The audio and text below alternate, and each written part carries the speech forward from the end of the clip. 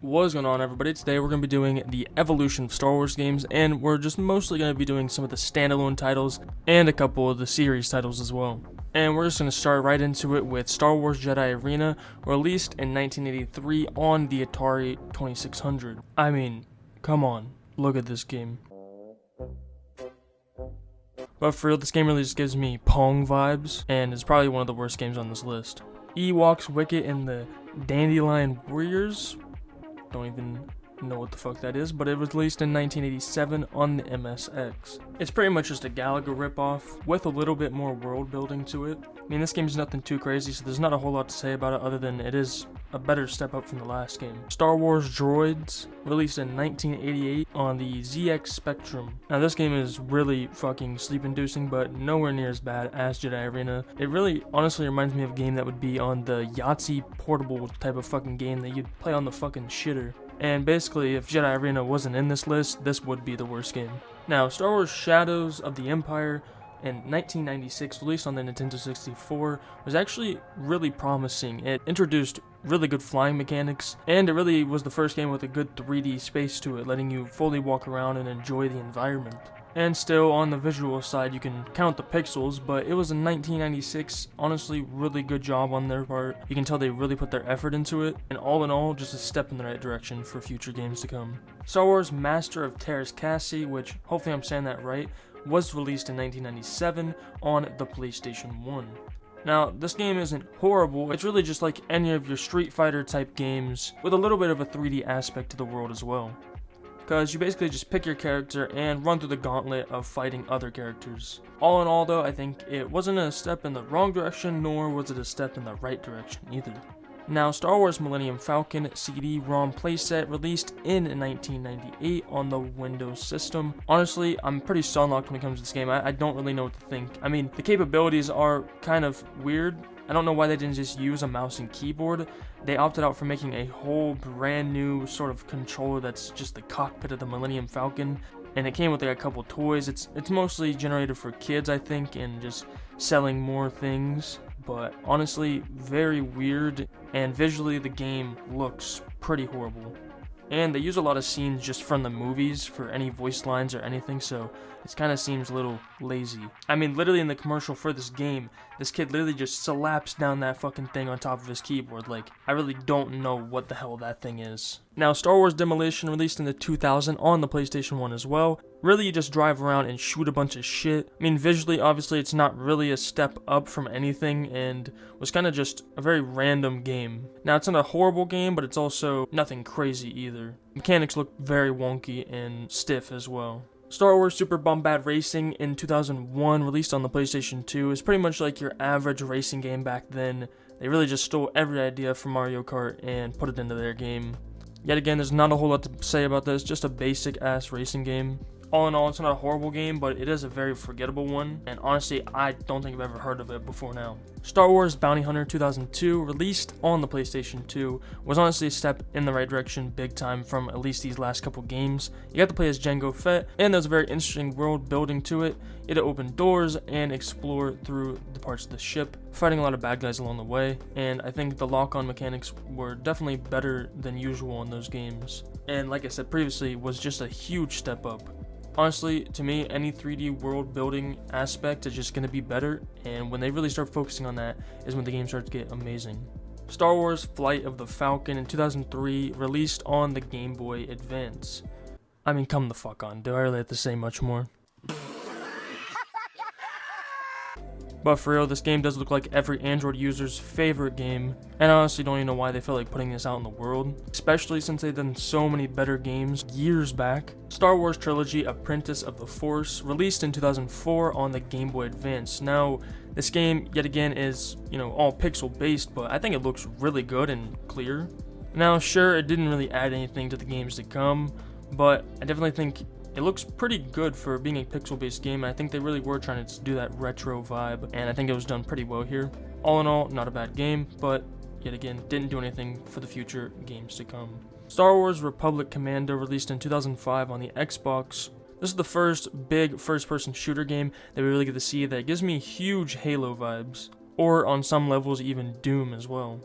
And overall, the world building was a really big step up where we actually get to traverse through the whole world. And you even get to visit multiple planets in this game. All in all, not a bad step in the right direction. Star Wars Lethal Alliance was released in 2006 on the PSP, and honestly, the mechanics look very wonky. Now visually the game is way smoother, and they actually added some good textures and shadows to the game, especially for it being on the PSP. I was really surprised. Story wise, I don't know what the hell is going on at all, and mechanics wise, yet again, it is very clunky and very stiff looking. All in all, this was also a good step in the right direction, and I think really influenced some games to come, especially for it only being on the PSP. Star Wars The Force Unleashed, released in 2008 on the PlayStation 3. Now, this game is really what shaped the games to be what they are today. This is such an important game in the Star Wars genre history. That's why I 100% knew that I could not make this video without putting this on the list. Pretty sure everybody's played this game or at least seen something on it. Now, back in the day, it was extremely good, and I think that even some of the mechanics still hold up to this day. And yes, there were some flaws, and a lot of them didn't get fixed, or actually never got fixed, even on the remaster, which I'm not going to be adding to this list because literally just the same game with a couple DLCs, not much interesting about it. Visually, obviously, huge step up in the right direction. Good lighting, good shadows, good reflections, good textures. Mechanics obviously are really good as well, and a lot of unique features to this game. Star Wars The Force Unleashed 2, released in 2010 on the PlayStation 3, was obviously just a step up from the last game. Visually, not too much was changed, but definitely somewhat noticeable. But mechanically, they did fix a lot of the issues with the last game, which they sadly didn't do in the remaster, but it was fine when they came up with the sequel. It was really well done. They added a lot more interesting levels as well, and overall it was just a great step up as well, and really showed the genre what it should become in the future. Now, Star Wars Battlefront, released in 2015 on the PlayStation 4, was a really great game visually. It's a very heavily played in first person. Now, you do play some characters such as Darth Vader that are in third person. The first person aspect of this game was done really well and reminded me more of a Call of Duty type campaign, with a little bit of a mix from Halo as well, where you have to take down points. All in all, I think this game is really good, especially the multiplayer feature was pretty fun as well. Star Wars Battlefront 2, released in 2017 on the PlayStation 4. Now, from what I remember, the campaign was definitely a huge step up, but visually, they changed a lot and made it look way cleaner. But down to the core mechanics, it stayed pretty similar, allowing you to play as some third-person characters and some first-person as well throughout the campaign. And the multiplayer was also pretty good as well. Not really a whole lot to complain about, because it did its job pretty much perfectly, just being the sequel of the first game. So this is probably one of the most unique games on this list. It's Vader Immortal from 2019 on the Oculus Quest. Now, I know it did originally come out in 2016 for the Oculus Rift, but I want to talk about the more updated version in 2019. Although the feel of swinging around a lightsaber in VR is really great, I think that the playability of this game was really kind of lacking, and there's not really a whole much to do after you beat the game. But all in all, really good game, just nothing like any of the others, especially seeing as its first big VR game. Star Wars Jedi Fallen Order, released in 2019 on the PlayStation 4, is of course the best game on this list, hands down.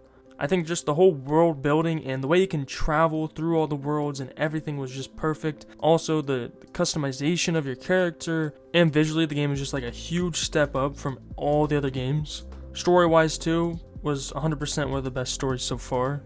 And then they later released it on the PC, and people made a lot of custom mods for the game, which really just enhanced the playability of the game. And they continue to update the game here and there when there are big bugs in the game, so it's really cool to know that they still care about the game. All in all, I think this is the game that will really shape the games to come in the future.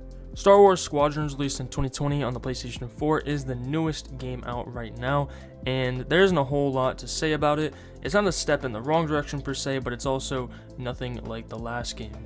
I don't think you really get to see your character, and you really spend a lot of your time in the ship. It's just not very character driven. It is quite literally more of a shooter game, especially for the amount of unique features with your ship that you have in the game. All in all, it's not a bad game, but personally, not something I'm fully interested in. And I know I may have left out a good amount of games, but a lot of them are very, very old and are pretty much just the same thing over and over, just copy and pasted. And a lot of them are also on systems that you literally can't even record from, so those games had to be left out. But with that being said, thank you all for watching. If you did enjoy, please consider subscribing because I post daily shorts about everything Star Wars, Marvel, and DC.